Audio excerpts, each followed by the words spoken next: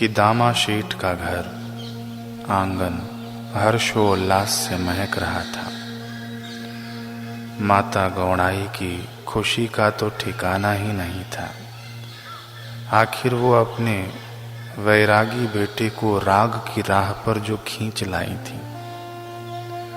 सन्यासी फकीर बनने वाला बेटा अब खानदान बढ़ाने वाला कुल दीपक जो बन गया था। यह एक मोह की मारी मां की जीत थी। लेकिन क्या सच में वैराग्य हार गया था? सन्यास या फकीरी का पलड़ा हल्का पड़ गया था? नहीं। कम से कम संत नामदेव जी की गाथा में तो इन भूषणों की दमक फीकी नहीं पड़ सकती, यह हम सभी जानते हैं। अंतर बस इतना है कि अब इन अलंकारों की चमक गृहस्थ आश्रम में देखने को मिलेगी। नामदेव एक नया इतिहास रचेंगे। परिवार के बीच वीतराग की अनूठी परिभाषा गढ़ने, गृहस्थ के बंधनों में भी फकीरी की मस्ती में झूम कर दिखाएंगे। शायद प्रभु विट्ठल नामा को ऐसा ही अद्भुत संगम बना देना चाहते थे। विवाह के अगले दिन ही महाराष्ट्र के रीति रिवाजों के अनुसार राजाई को नामा का नाम लेने के लिए कहा गया। राजाई ने बड़े ही धीमे स्वर में शालीनता से कहा, पांडुरंगाला ज्यानी हाताने भरविला घास, त्या नामदेवांचा माझ्या मनी ध्यास, टाक्यासाठी सोयी सोयीने शिवितो विठोबाची अंगी, अंगी संगे रंगी, भजनात दंगी, माझ्या अंतरंगी, नामा शिंपी। इसका अर्थ है कि जिन्होंने पांडुरंग को अपने हाथों से भोजन खिलाया, उन्हीं नामदेव जी का मेरे मन में ध्यान है। जो प्रतिदिन विट्ठल के लिए अपनी सुई से वस्त्र सिलते हैं, वही नामा दर्जी अब मेरे जीवन भर अंग संग और अंतरंग है। नववधू के मुख से इतना सुंदर अभंग सुनकर सभी गदगद हो गए। अब बारी आई नामा की।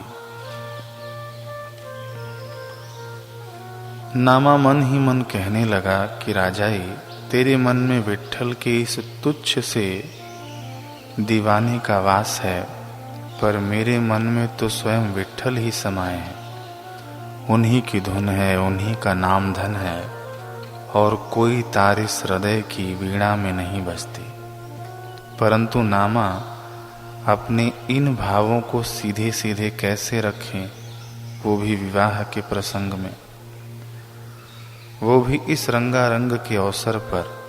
इसलिए बड़ी चतुराई से नामा ने एक अभंग रचा, वीणा उठाई और गा दिया, शिंपियांचा कुडी जन्म मज झाला, परी हेतू गुंतला सदाशिवी, रात्री माझी शिवी, दिवसा माझी शिवी, नामा म्हणे शिवी, विठोबाची अंगी, मांडिला पसारा सदाशिवी। मराठी में सिलने को शिवणे कहा जाता है, और शिवणे का दूसरा अर्थ होता है भगवान शिव।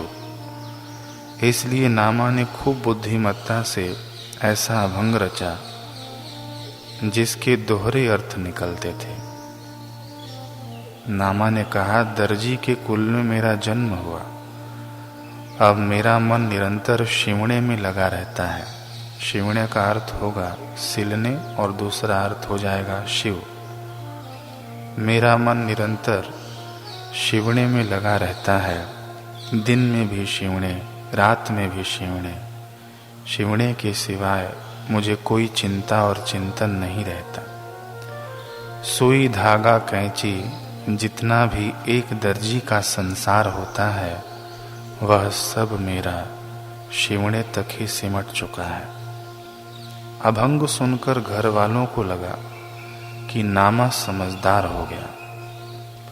नववधू के आते ही उसे व्यवसाय की चिंता होने लगी है। माता गौड़ाई का कलेजा ठंडक पाया। सांसारिक मति वाले लोग एक भक्त के हृदय को क्या जाने, इसलिए सभी वाह वाह कर उठे। बस दूर खड़ी एक जना ही अभंग का असल सार और भाव पकड़ पाई थी, इसलिए वो मंद मंद मुस्कुरा रही थी। परंतु नामा के जीवन का यह परम सत्य कब तक छिपना था। ज्यों-ज्यों जीवन का चक्र घूमता गया, राजाई के सामने भी नामा के उस अभंग का असल अर्थ उद्घाटित हो गया। दिन में भी विट्ठल, रात में भी विट्ठल, चिंता में भी विट्ठल, चिंतन में भी विट्ठल, सुई में भी विट्ठल, धागा भी विट्ठल, कैंची भी विट्ठल, वस्त्र भी विट्ठल, व्यवसाय भी विट्ठल, नामा का सारा संसार ही विट्ठल विट्ठल विट्ठल। इस विट्ठल में भक्त का एक छोटा सा हिस्सा भी राजाई अपने लिए नहीं खोज पा रही थी। धन तो का क्या, घर में अन्न का भी अभाव हो गया था। धीरे धीरे इस अभाव के चलते राजाई तंग आ गई। एक दिन जना चंद्रभागा नदी से मटका भरकर लौटी। उसके घर पहुंचते ही राजाई ने तुनक कर पूछा कि ये कहाँ पर है। जना ने कहा मंदिर में। राजाई ने कहा मंदिर में क्या कर रहे हैं। जना ने जवाब दिया विट्ठल में लीन है। यह सुनते ही राजाई की झुंझलाहट 7वें आसमान तक पहुंच गई। वह खींच कर बोली, हद हो गई, जब देखो विट्ठल। जी करता है इस विट्ठल की मूर्ति को उठाकर चंद्रभागा नदी में डुबो आऊं। अभी राजाई ने ऐसा कहा ही था कि इतने में नामा द्वार तक आ गया। शीतल वाणी में राजाई से बोला, कहाँ जाने की बात हो रही थी। राजाई ने कहा विट्ठल को नदी में फेंकने जा रही थी। नामा ने हंसते हुए कहा, विट्ठल तो पहले से ही नदी में है, फिर तुम्हें कष्ट उठाने की क्या जरूरत है। राजाई ने कहा, अच्छा, विट्ठल मंदिर छोड़कर नदी में चला गया, फिर आप खाली मंदिर में क्या कर रहे थे। नामा ने कहा, विट्ठल कहीं आता जाता नहीं, विट्ठल तो सर्वत्र है। विट्ठल मंदिर में भी है, विट्ठल नदी में भी है। राजाई ने कहा, अगर विट्ठल सर्वत्र है तो विट्ठल मुझ में भी तो होगा, फिर आप कुछ समय मेरे साथ क्यों नहीं गुजारते। राजाई का तर्क ज्यों ही सुना जना की हंसी छूट गई। इससे पहले कि नामा कुछ और कह पाते, राजाई ने आगे कहा, और सुनिए, अगर विट्ठल सर्वत्र है तो गेहूं के दाने में भी होगा, तो जरा जाओ बनिए की दुकान से गेहूं के दाने खरीद कर लाओ। मैं उन्हें पीस कर देखूंगी कि उनमें विट्ठल है कि नहीं। एक एक दाने को पीसूंगी। इस बार तो नामा भी हंसने लगा। वह हठात बोल उठा, क्या पते की बात की है तूने राजाई। सच में गेहूं में भी विट्ठल है तो गेहूं पीस कर आटे की रोटी बनाएगी। मैं रोटी खाऊंगा, विट्ठल पेट में भी चला जाएगा। मेरे रोम रोम में रक्त बनकर दौड़ेगा, मेरे अंग में ऊर्जा बनकर समा जाएगा मेरा विट्ठल। रुको रुको, राजाई ने फिर टोका। विट्ठल की गाड़ी चलाने से पहले ध्यान दो कि यह गाड़ी शुरू कहाँ से हुई। गेहूं से शुरू हुई है, पहले गेहूं लेकर आओ। इन्हीं बातों में दरवाजे पर दस्तक हुई। जना ने दरवाजा खोला तो राजाई के दोनों भाई सामने खड़े थे। उन्हें देखते ही राजाई खुशी से फूली न समाई। नामा से बोली कि मेरे भाई इतनी दूर से आए हैं, थके हारे और क्षुधाग्रस्त भी हैं, जल्दी जाइए, इनके भोजन का कुछ प्रबंध कीजिए। अब पहले तो नामा को कुछ नहीं सूझा, लेकिन फिर मस्ती में नामा कहने लगा कि नामा मणे कांते दशमी एक भुक्ति भोजन निश्चिति करू नये। इसका अर्थ है कि राजाई, मैंने सुना है तेरे ये भाई बड़े वैष्णव हैं। वैष्णव का नियम होता है कि वे आज के दिन यानी दशमी को एक ही बार भोजन करते हैं, सो ये सुबह के समय कर चुके होंगे। रही बात कल की, तो कल एकादशी है। एकादशी पर वैष्णव पूरे दिन का ही उपवास रखते हैं, इसलिए अब तो भोजन द्वादशी को ही होगा। तब तक मेरा विट्ठल कुछ व्यवस्था कर देगा। इतना कहकर नामा ने वीणा उठाई और घर से बाहर चले गए। नामा की बातें सुनकर राजाई क्रोध से ज्वालामुखी बन गई। कभी रोकर कभी चिल्लाकर भाइयों को सारी कहानी बयान करने लगी। मेरे पति तो सिर्फ विट्ठल की ही कथा सुनता है, पर तुम मेरी व्यथा सुनो। मुझे समझ नहीं आता कि मैं किसको कोसूं, अपने पति को कोसूं या अपने पिता को, जिन्होंने मुझे ऐसे घर में ब्याह दिया, या फिर खुद अपने भाग्य को कोसूं। क्या करूं मैं? मेरा तो जीवन ही नष्ट हो गया। घर में इतना भी अन्न नहीं कि मैं अपने भाइयों को 2 रोटी सेक कर खिला सकूं। राजाई अपने भाइयों के समक्ष अपनी व्यथा रो रही है। राजाई अपनी जगह सही थी, नामा अपनी जगह लीन था।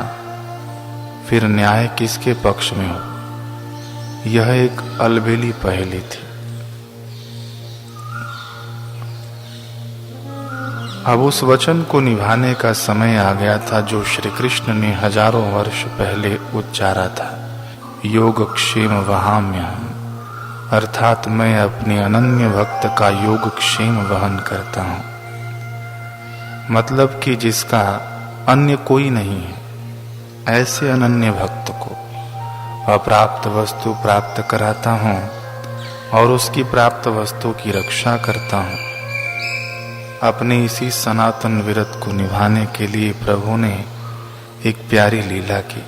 सफेद कुर्ता और धोती पहनी, सिर पर टोपी धारण की, एक व्यवसायी बनिए का वेश बनाया। इसके बाद गाड़ी से 2 बैल जोते और उस बैलगाड़ी पर सवार होकर वे नामा के गांव आ पहुंचे। पड़ोसियों से पूछ रहे हैं, नामदेव जी का घर कहां पर है? किसी ने रास्ता बताया। प्रभु इंगित दिशा की ओर बढ़ चले। नामा की दहलीज पर पहुंचकर प्रभु ने गुहार लगाई, कोई भीतर है? कृपया द्वार खोलिए। राजाई तो चौंक गई, कहीं कोई अन्य अतिथि तो नहीं आया, भला उसे क्या खिलाऊंगी? राजाई अपने भाइयों से बोली, इनकी दयालुता के कारण साधु फकीरों ने घर को सराय समझ लिया है। अब देखो,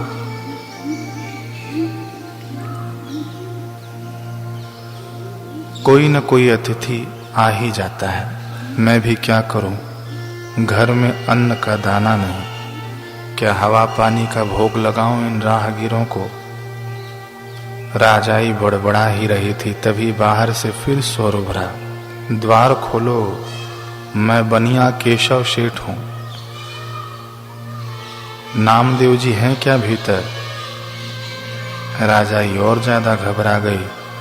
कोई दुकानदार बनिया आया है, अवश्य अपना कोई कर्ज लेने आया होगा। अब क्या करूं? घर में फूटी कौड़ी तक नहीं। यह तो बड़ी भयंकर मुश्किल आन पड़ी। राजाई किवाड़ की आड़ से ही बोली, देखिए वे अभी घर पर नहीं हैं। आपको जो भी लेना है उसे लेने बाद में आना। प्रभु तुरंत बोले, बाई मैं लेने नहीं, मैं तो सदा देने आता हूं। आज भी कुछ देने आया हूं। फट से द्वार खुल गया। राजाई ने देखा बड़ी मनोहर मूरत केशव सेठ के रूप में सामने खड़ी थी। उसकी मुस्कुराहट में जादू था, आंखों में दिव्यता थी। राजाई तो स्तब्ध सी रह गई, परंतु तभी मायापति ने माया का पर्दा ढांप दिया। प्रभु मुड़े और बैलगाड़ी से एक भारी बोरी उतार लाए। उसे राजाई के किवाड़ से भीतर सरकाते हुए बोले, लो, स्वर्ण मोहरों से भरी यह बोरी ले लो। जितना चाहे उतना खर्च करना, आवश्यकता पड़े तो मांग लेना। जब भी पुकारोगी मैं और भिजवा दूंगा। बस अब आगे से मेरे नामों को कभी कोसना मत, न ही दूसरों के सामने उसकी निंदा करना। राजाई हतप्रभ होकर बोली, पर आप इनके क्या लगते हैं?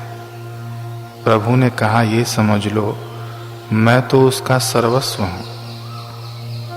माने मैं उसका सर्वोत्तम मित्र केशव सेठ हूं। हमारी मित्रता आज से नहीं, ऐसा लगता है कि कई जन्मों से है। इतना कहकर प्रभु मुस्कुराने लगे। राजाई और अधिक विस्मित हो गई। ठिठके से स्वर में बोली, फिर भोजन तो करके जाइए, मैं भी प्रबंध कर दूंगी। प्रभु पुनः मुस्कुराए और बोले, नहीं नहीं, मैं सदा अपने नामिया के साथ ही भोजन करता हूँ, अकेला नहीं करता। बचपन से वो मुझे अपने हाथों से निवाला खिलाता आया है, तभी तो मैं खाकर तृप्त हो पाता हूँ। अच्छा, अब मैं चलता हूँ।